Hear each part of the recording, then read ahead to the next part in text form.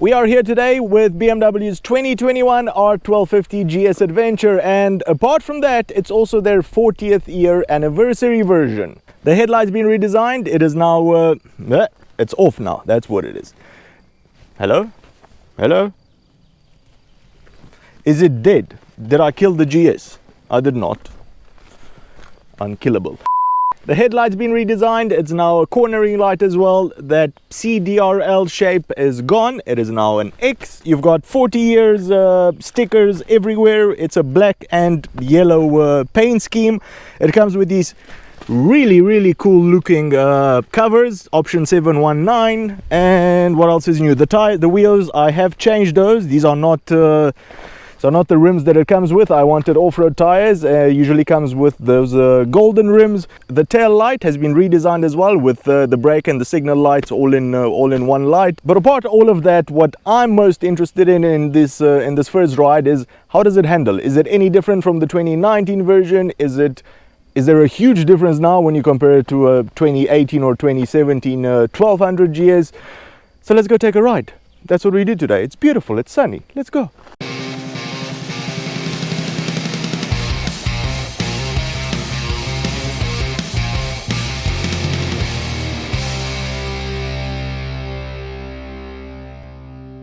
Alright, first up, the riding position is very familiar.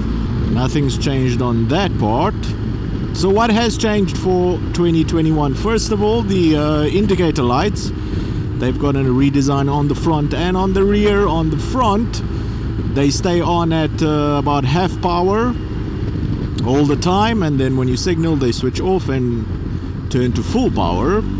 On the rear, they take care of braking as well now, so they're indicators and brake lights all in one. And the older brake lamp, that's still on there, but it's switched off unless you're braking now, so it's only used for braking, which means that theoretically you should be a lot more visible in traffic when you're braking.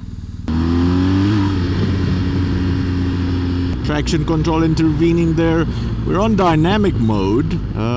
There's 7 modes now for 2021, including an eco mode for those that want to, well, either save a penny by using less fuel, or if you're about to run out of fuel, put it onto eco mode. You should get a much better fuel consumption number, and hopefully you'll make it to your destination. Hold on, I want to see if this front camera is recording, because it just says 8 black on it. Let's pull off here quickly. It should say other things on it, but it just says 8 black. Hello? Update date and time. What?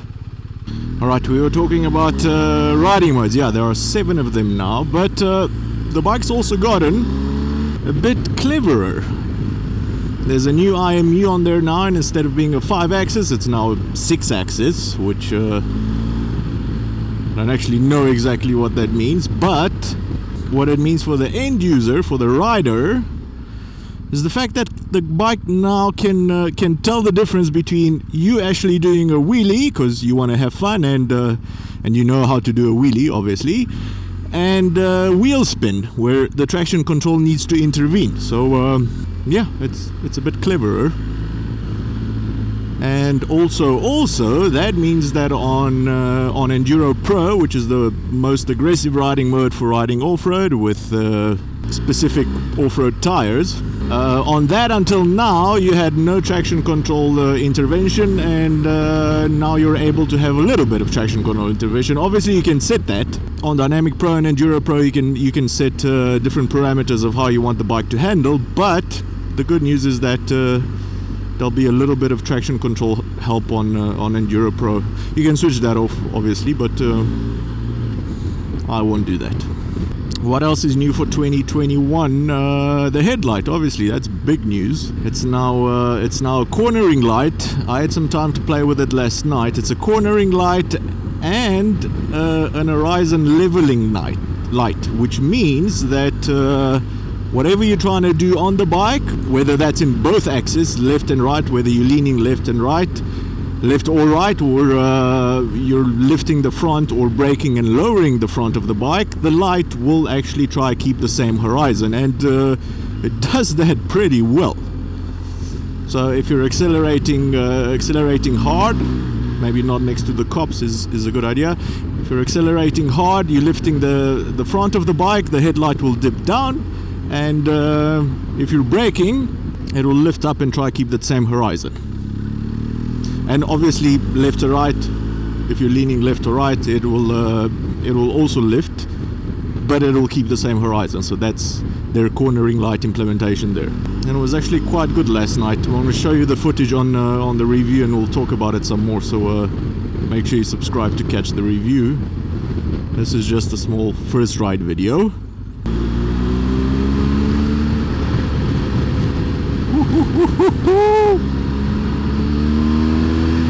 That torque. And last but not least, to please riders and pillions everywhere, heated seats, both on the front and on the rear. They've got 5 different levels of sensitivity. 5 different levels have also been added now for the heated grips. And from my testing, at about 8 degrees Celsius, number 5 for the heated seats, which is the hottest setting, that was a bit too hot. So I think they do the job very well. And let's be serious, compared to third-party aftermarket offerings for the GS, which go for about $1,000, this makes quite a bit of sense getting them straight from BMW. So on paper, that's about all the changes the 2021 model comes with. Oh, apart from the 40 years anniversary edition, the black and yellow Bumblebee. Still haven't made up my mind about it if I like it or not. I really think it's one of those love or hate things. Like, you completely fall in love with it or you completely hate it. But I don't know, I haven't decided yet. So why don't you let me know in the comments below if you're into the 40-year anniversary color scheme. I'm curious about that. But it's not the point of today's ride. Today I really wanted to find out if this new 2021 model has changed so much that it now justifies upgrading from my 2017 1250GS.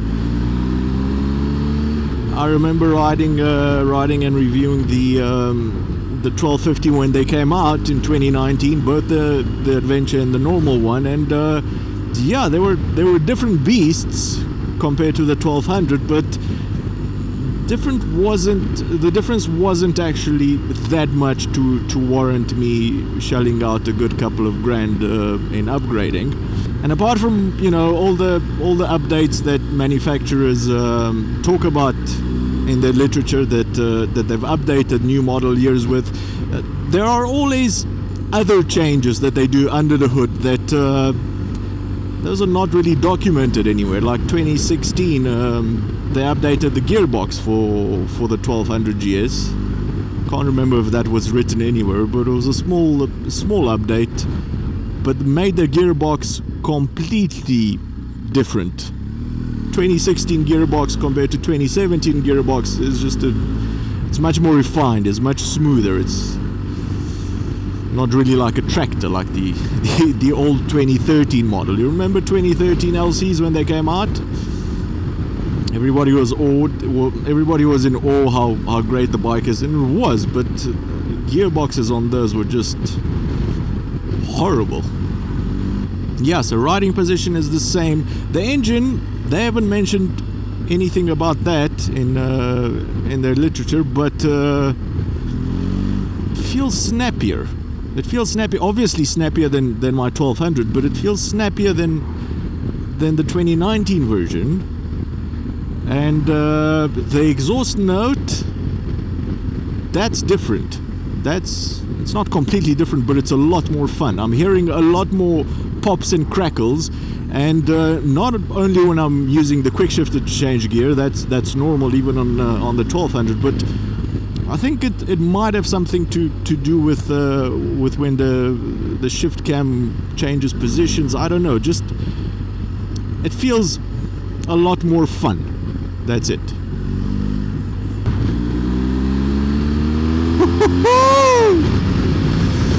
Yeah, it is quite snappy. All of that torque put to very good use to make me smile.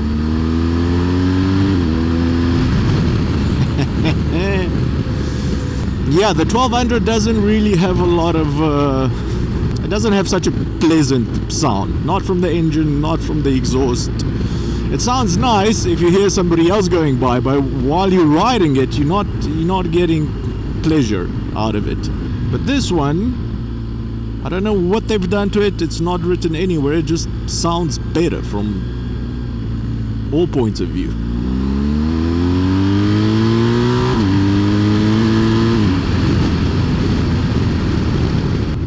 The suspension is also fully electronically adjustable, which means that apart from setting the actual damping automatically, it now also senses how much weight is sitting on the bike, whether you're riding by yourself with luggage or with a rider with a pillion, and it'll stiffen them up or make them softer. It's on minimum now, which means that the bike thinks I'm very light. Yeah, definitely, that's what it is. Yeah, so I'm gonna need to ride this a lot more. It does feel different. It feels different even when compared to the 2019 version, so there have been some updates under the hood there that we don't know about. Yeah, BMW is not getting their bike back anytime soon, and I'm fine with that. So yeah, we'll talk about it in detail in the full review. Make sure you subscribe to catch that. In the meantime, if you've got comments, questions, stuff you really want to know about, the comment section is the place for you. If you've enjoyed this video, give it a big thumbs up as usual. If you haven't enjoyed it, thumbs up as well. That seems to work. If you think you've learned something new, consider subscribing or becoming one of our patrons. That really helps us out a lot to make more of these shows. Cheers, and I'll see you on the next one.